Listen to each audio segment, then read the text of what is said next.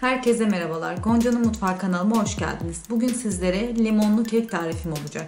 Malzemelerim 3 adet yumurta, 1 su bardağı süt, 1 su bardağı toz şeker, 1 ajda bardak ayçiçek yağı, 1 adet limonun kabuğu ve suyu, 1 paket kabartma tozu, aldığı kadar un kullanacağız.